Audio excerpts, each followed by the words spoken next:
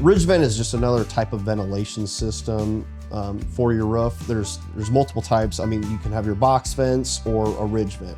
Ridge vent is where you cut open the ridge, where your roof, or slope to slope where that meets, you have about a 2.5 inch, 3 inch gap in the OSB sheathing for air to escape. Then you put on a ridge vent, of course, to keep that water tight, but where air can escape out, but water cannot penetrate in.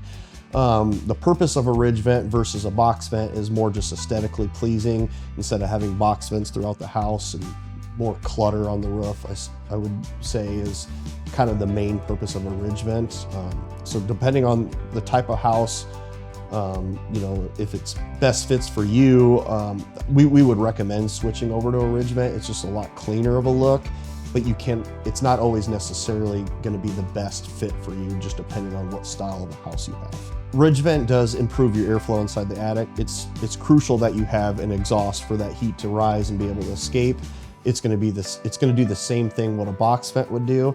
It's not going to be any better than having box vents. It's just more aesthetically pleasing, you know, depending on the style of home you have. If it's right for that home, that's what we would install. But yeah, it's very necessary to have some type of an exhaust vent on your home to be able to allow those, you know, airflow inside the attic and the exhaust, the heat to be able to rise and escape from that attic. Yes, we can add ridge vent to an existing roof. When we do the roof replacement, we can set our depth on our skill saw, and we can cut open the roof sheathing, and we'll cut that back, like I said, about a 3 inch opening on the ridge vent. That way you have that proper gap for the exhaust to be able to escape, and then we can install a ridge vent. And then if you had box vents prior to, we'll patch those in. We'll put a 2x4 underneath for bracing, and then a piece of OSB sheathing over those holes to eliminate any of those.